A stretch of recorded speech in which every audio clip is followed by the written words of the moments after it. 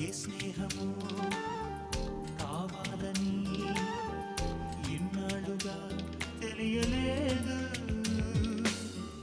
ఇచ్చేందుకే మనసుందని నాకెవ్వరు చెప్పలేదు.